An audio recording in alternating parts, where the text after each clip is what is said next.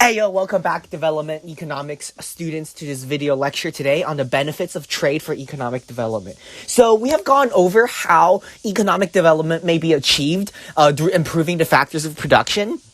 However, what's the relationship between economic development and trade? So in this video, I'm going to go over 5 benefits of of trade on economic development. And in our next video, we're going to talk about barriers or hindrances trade has for development. Okay, so first things first.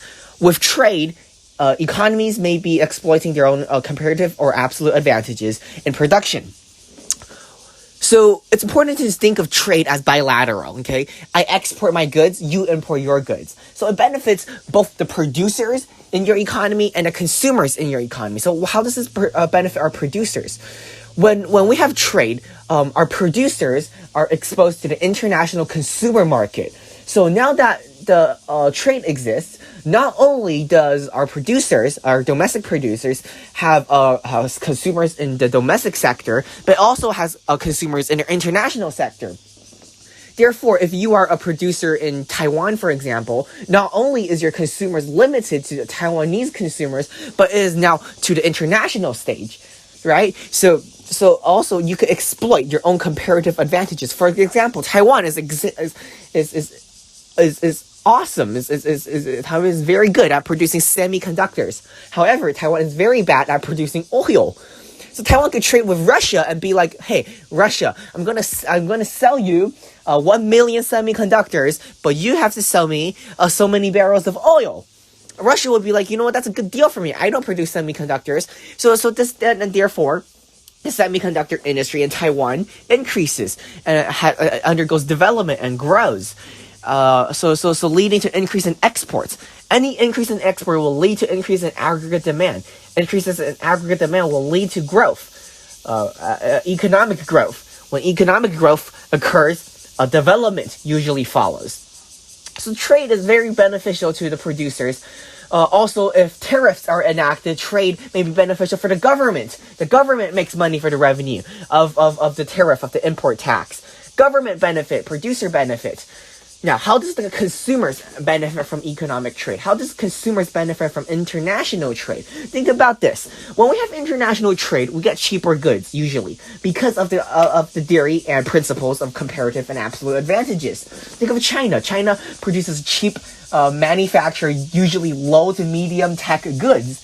And why is that good for the economy of developing countries if Chinese goods are entering the economy? It's because the consumers get to buy cheaper goods. Now, what happens if the consumers buy cheaper goods? When consumers buy cheaper goods, they have more disposable income. When you have more disposable income, they can spend it on leisure. They can spend it on healthcare. They can spend it on improving themselves, on education. They can spend it on technology. So when we have trade, we get cheaper goods. Okay, consumers get cheaper goods, therefore consumers have more money. If consumers have more money, they save more money, and if they save more money, the economy benefits. So if the consumers benefit from having trade as well. So this is what basically happens. With cheaper products, benefits of domestic consumers, increase in disposable income, leading to development because they have more income. They could buy more healthcare. They could buy more education. They could buy more better standards of living. Okay.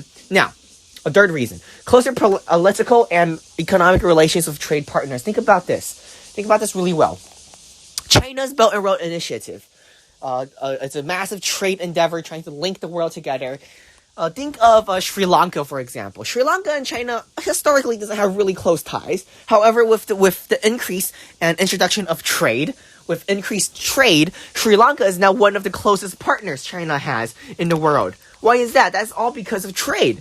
Trade brought the countries closer together economically and politically.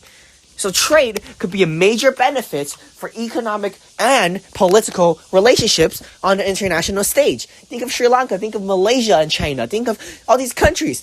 They all benefit from closer relationships because of trade. Very well. Economies of scales and efficiencies in production, profit increases, corporate tax also increase. Think about this.